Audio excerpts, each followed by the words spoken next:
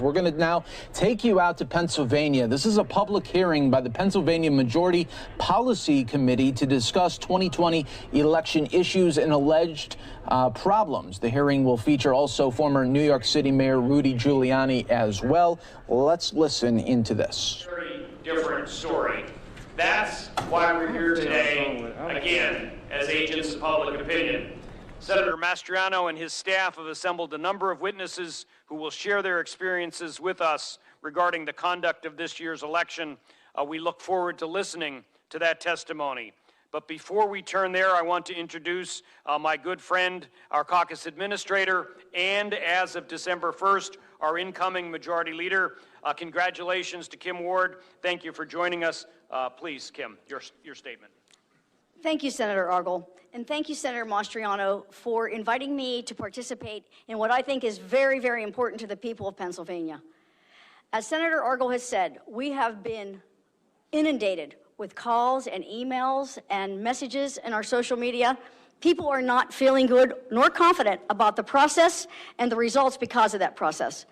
The president and his team deserve, this is a president of the United States, not the president of your middle school board. So we need to make sure that they have the room that they need to explore every avenue. So when this is over, we know that the process, what worked in it, what didn't work in it, and what we need to do to fix it and what we may need to do to address it. This has been very, very exhausting and hard on so many in Pennsylvania. And I look forward to listening to what the testifiers and Mr. Giuliani have to say to us today. So thank you very much again, and thank you. Thank you, Mr. Senator Mastriano. Thank you, Kim. Senator Mastriano, please. Thank you, Senator Argel and Senator Ward. Thank you for being here and supporting this here, and welcome everybody to this most historic occasion and this most historic town. And what happened here in 1863, I think today we're going to see a turning of the tide, because we have not really heard the truth of the arguments made on the other side on what happened. And we're dealing with a government and leadership in Harrisburg that wants to close their ears to what's happened during this election, and sadly many in the media that are complicit and want to write off what happened. So for me, on this battlefield and remembering what happened 157 years ago, especially 157 years ago last week, where Abraham Lincoln gave his most famous address, and I think his final sentence captures why we're here today. He said that this nation, under God, shall have a new birth of freedom, and that government of the people, by the people, for the people, shall not perish from the earth. And everything is at stake in what happened during this election cycle. Everything. The republic is at stake. This is no game for us. And for any veteran in this room here who wore the uniform, such as Brigadier General Scott Perry, thank you for being here, sir. Put their lives on the line here fighting for a country, and to see that there's a group in this state and country willing to throw away our valuable and precious freedoms here for power. You know, for me, there we go.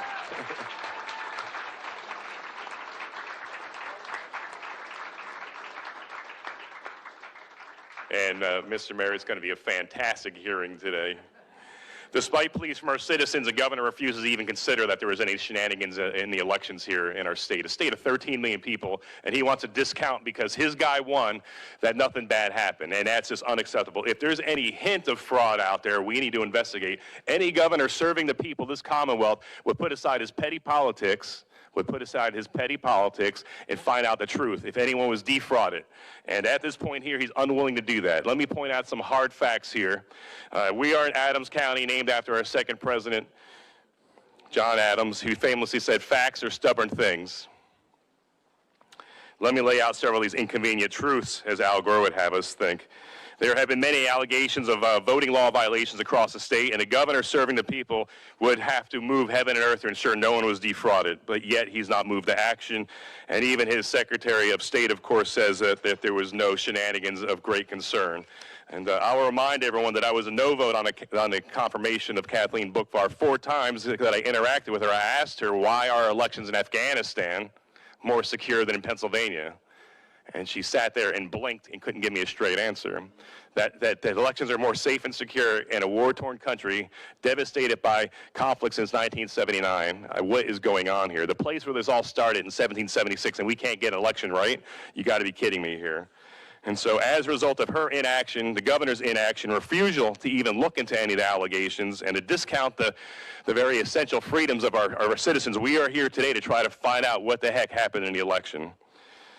You know, and likewise, our Attorney General, our senior law enforcement official here, you know, instead of being focused on making sure things are lined up in kosher, before one vote was counted in Pennsylvania, the day before the election declared Biden the winner. I mean, there's nothing to see here. Could you imagine if the shoe was on the other foot? Would the media be so gracious and merciful and kind if it was a Republican? Absolutely not.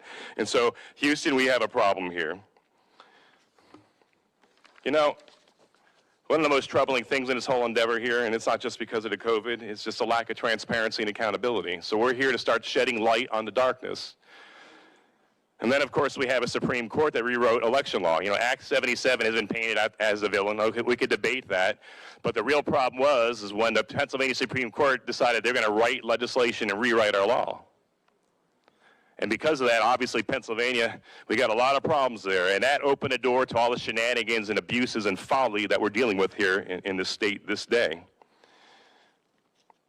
So what's going on here? Thousands of people from across the Commonwealth have reached out to us, tens of thousands, asking and demanding action. They deserve it. And as a result of the inability of our executive branch to do their job, we're stepping in here. We're co-equal members, and we're going to do our job. We're looking for transparency and truth. There's going to be no grandstanding here. We're after facts. And we're going to have a good layout here of what happened. And you're going to have to decide, good people of Pennsylvania, on what happened and whether there's a strong case to be made or not. You know, the forgotten men and women of our great state feel betrayed by their government. And I'm with them. I feel the betrayal as well. So we undertake these proceedings today to find out what happened, and then hopefully come up with an approach where it never happens again. And the issues are galore. You're going to hear about poll watchers being denied access, where election software vendors refuse to testify before the General Assembly. What do they got to hide? Do we expect the people to trust their government? And we got to earn their trust. And this is no game, and the very republic very much is at stake. Anyone who loves this country has to put aside their petty partisan politics and allow the light to shine where it is. And we're going to find the truth and celebrate it. You know, as a soldier and now as an elected member of the state Senate, I'm not going to stand aside, and neither of the members around me are as well. We're going to fight the good fight for freedom and secure our republic. Too many good men and women have gone before us here, given their lives here, and to cast it aside now for power play is unacceptable, and it's not going to happen. Thank you.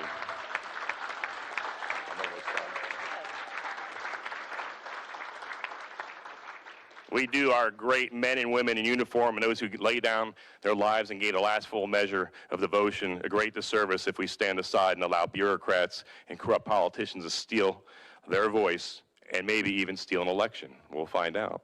John 8:3, thank you. John 8:3-6 says that if Jesus set you free, you're free indeed. We're going to walk as free people in Pennsylvania. This is where all started.